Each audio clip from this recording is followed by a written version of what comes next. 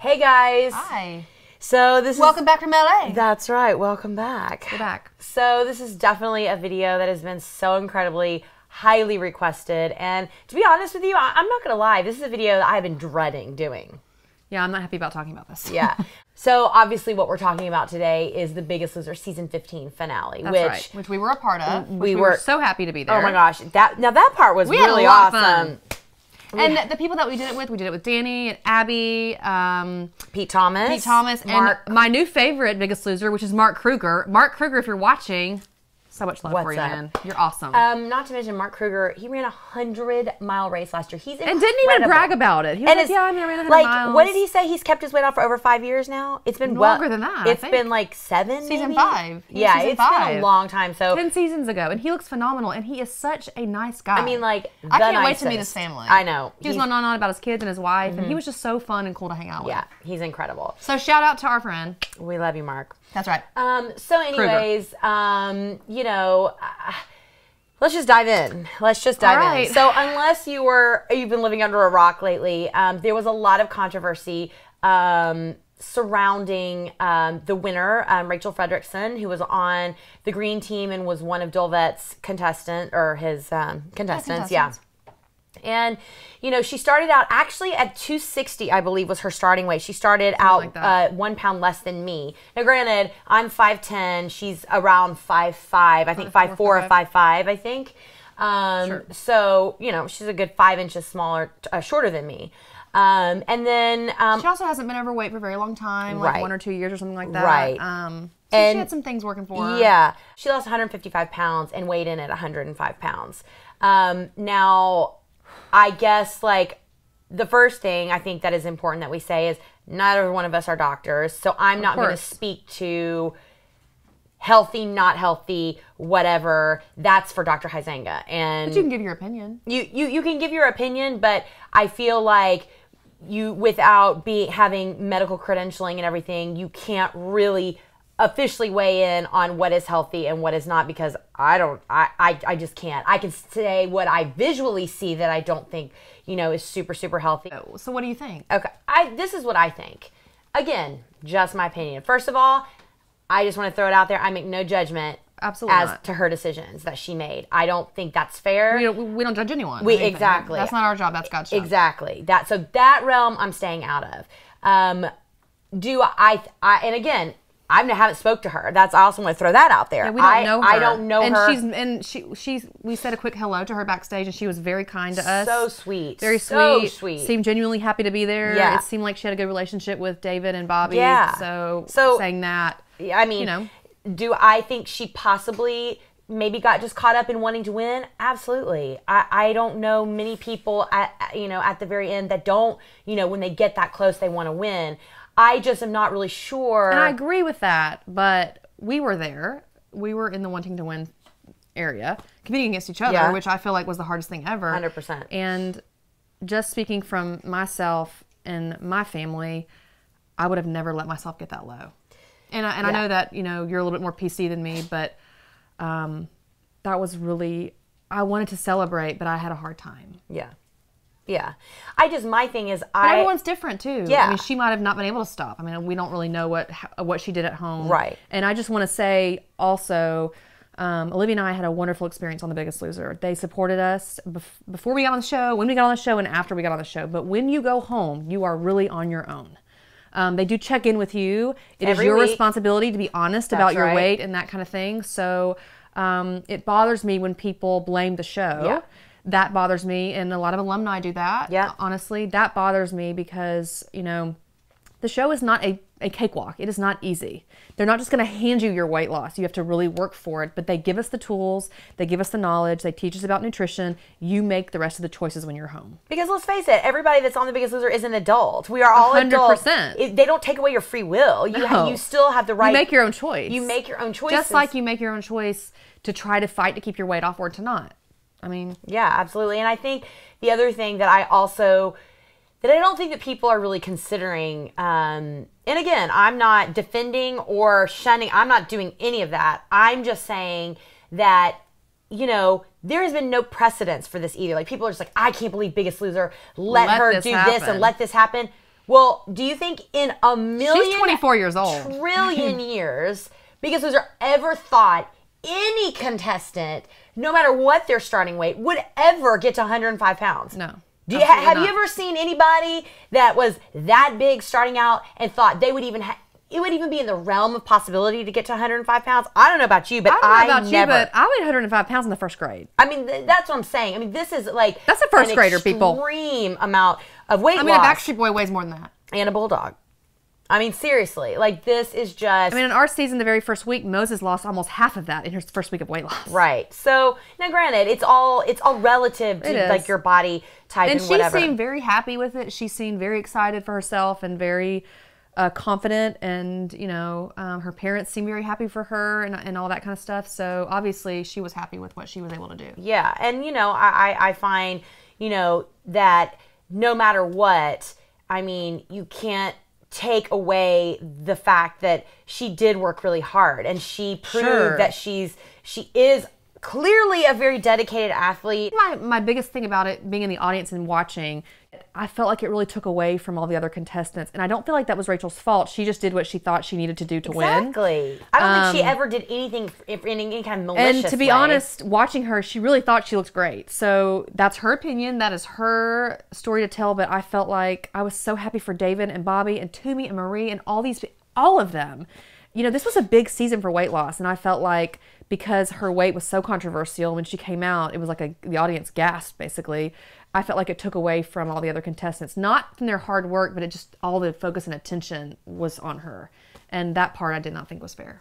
Not saying she did that on purpose. But, no, of course she didn't. I don't get any kind of malicious anything from her. I think she has proved over and over that she's a very sweet girl. And again, I'm excited to get to know her because I just think, like I said, she was so incredibly sweet backstage. I think one of the things out of all of this that has been the most disappointing to me is the words that have been said about her on social media, in the press, words like anorexic, words like eating disorders, and granted, everybody that walks on Biggest Loser is a food addict. Not one person is exempt from that. But what I'm saying is to put words like that on somebody, A, you're not a doctor, okay? B, now you don't know her. You don't know her. We don't know her. And not only that, but so she went home at 150 pounds and in 12 weeks she became an anorexic. I mean, that makes just from a logical standpoint, that makes no sense whatsoever. And that is mean. And I wouldn't put that on anybody. You have to be so careful with your words because words they have huge weight for people. And not only that, but my thing is, if in a year from now she still weighs 105 pounds, then maybe that's a discussion that somebody may want to have with her about, behavioral issues, which is what, and like calling somebody bulimic or anorexic, that's a behavioral issue that has to be addressed by a medical professional. So, but my thing is, to be honest with you, I really believe that she's going to even out. I really do. I believe that she, and you know what? I'm going to be honest with you. I stayed at 131 pounds or 132 pounds. I stayed at that weight for like 5 minutes. I got on that scale. I had a lunch bag packed. I did. I got on the scale. I weighed, and then I sat down after they left, and I ate yogurt-covered almonds and a peanut butter sandwich. I mean, I was like depleted, and that's part of the game. And I don't make any bones about that because you give everything you can give. Sure. Now, I stayed within what I felt for me was a healthy range. Like I still was on the lower end of it, but I still felt like I was in a healthy area for me. So now, do you feel like she was at a healthy weight? I'm not going to make that call because I'm not a doctor. Would I have made that choice for me? No. Okay. That's two different thoughts.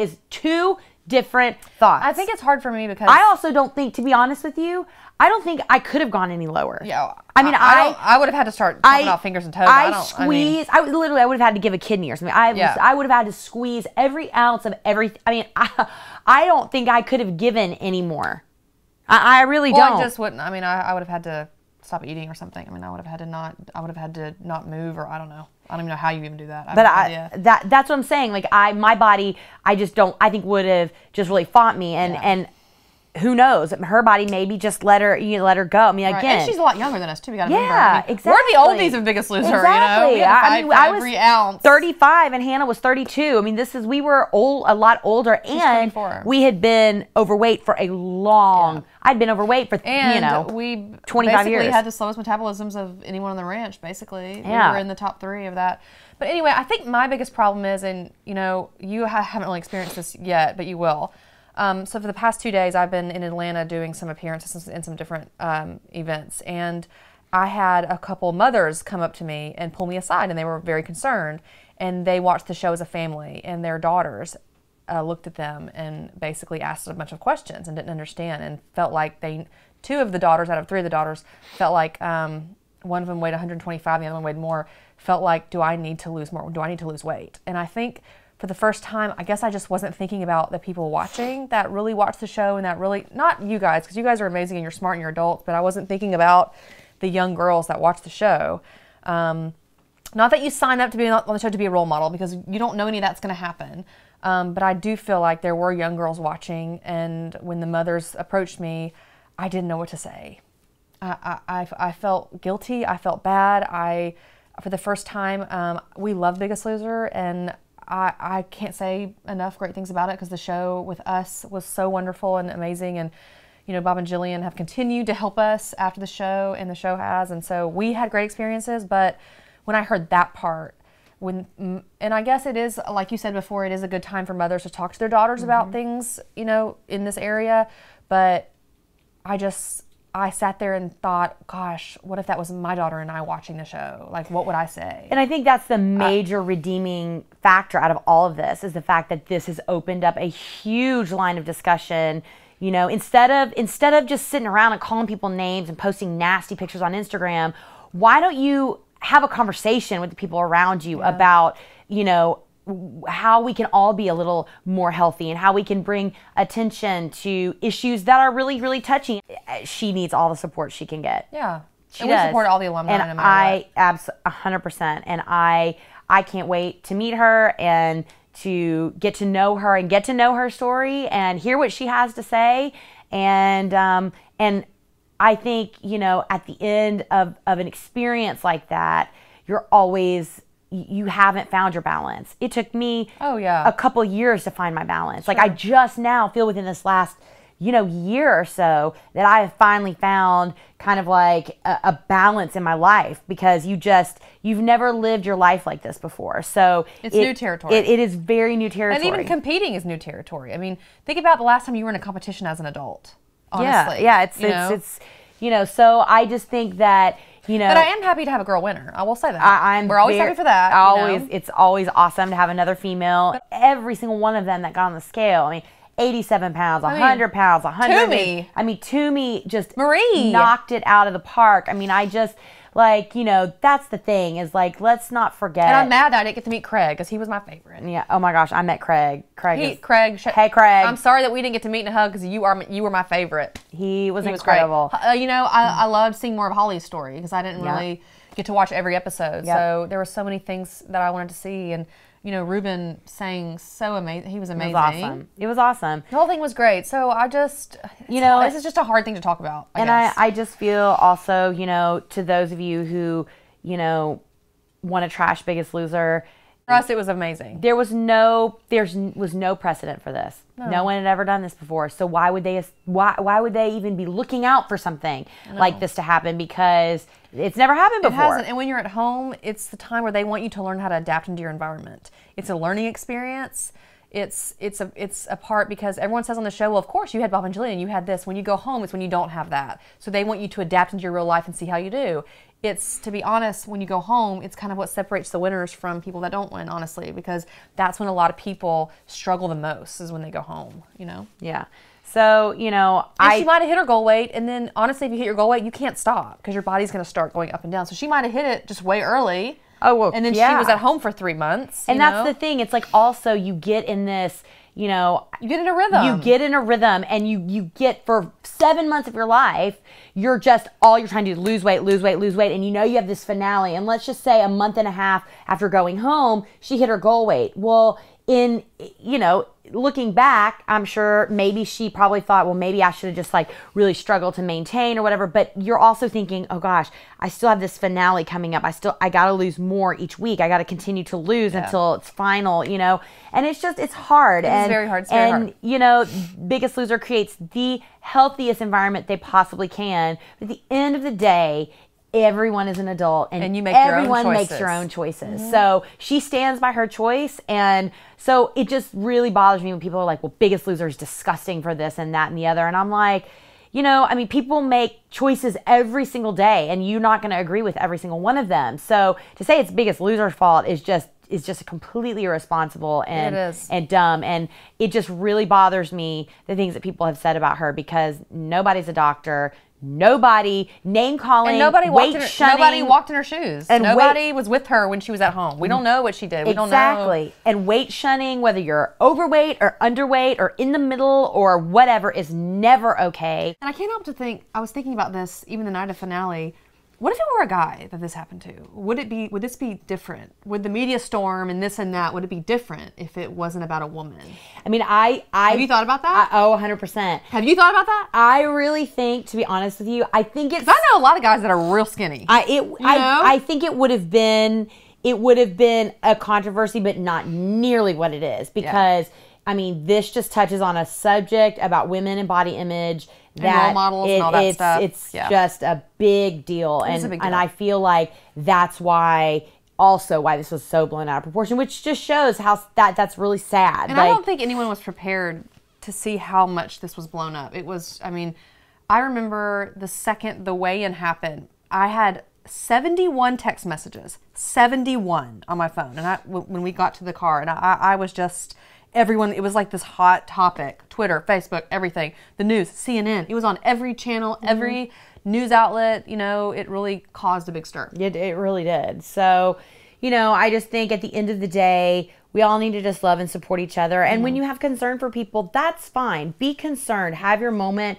Pray for people or give them good thoughts or whatever it is that you do. Because this is supposed to be for her a really exciting time. Yeah. Making the Final Four is an honor. Yeah. Making the top 3 is an honor. Making the top 2, high five for us. That's right. You know, we celebrated that we still celebrate it. Yeah. You know, so I just don't want the joy of this to be taken away for her either. You want her to have her moment. She worked hard for it. You know, I don't know. She still lost 155 pounds. That is still an incredible thing. Whether she pushed the envelope or not, I mean, that is something that is pretty incredible. Yeah. And so I just don't want that to be taken away. You never know what someone else has gone through until you walk in their shoes, and none of us can say that for her. So we just want to just send a little message to Rachel that we're here for you if you need it. We love you. We support you. And yeah. And I also want to say that not everyone's journey is for everyone else. Yeah. What I did for me is not probably going to be good for you. So you have to do what's best for you and your weight loss. Rachel had to do what was best for her. We did what we thought was best for us. And that's kind of all you have, especially in those last couple weeks. Yeah. You got to do what's best for you. So if she stands behind what she did, then that's all she can say. Yeah. So leave down in the comments your thoughts. We'd love to hear it. I know we've kind of heard a little bit here and there from, you know, Twitter and things. Just be really mindful of what you say, because I'm no fat shaming, skinny shame, none of that. No name calling. We're not interested in that. That will be deleted. We're not interested in that, but I am interested in your thoughts in general. And if you have questions too, we'll be glad to answer any questions on this subject. Absolutely. So thank you so much for watching. Thank you for sitting through. I know this is a very long video. Don't forget to like, comment, and subscribe. And yeah, I guess onward and upward. On to the next Biggest Loser. 16. It's coming. Coming up. Yep. Have a good day, guys. We'll talk to you soon. Bye. Hey guys, thank you for watching this video. I know it was super, super, super long. You know, I'm kind of long-winded. Hannah, you're kind of long-winded too. I hate to break it to you. The finale. I know, but it was super important, and it was good to get these like tough conversations out. We can be serious every once in a while. Of course we can. Yeah, hello. Serious Sally's. That's right. So don't forget, as always, to like, comment, subscribe. Again, LCS, like, comment, subscribe. Again, stay tuned for our Biggest Loser Season 15 LA Finale Special. Which Extravaganza. Is coming. That's right. So coming your way. You can always click on the box to the right for a video, that About maybe you something haven't cool. seen before. One of our other cool videos. Anyways, in the meantime, stay happy and healthy, and we will talk to you soon. We love you guys. Bye.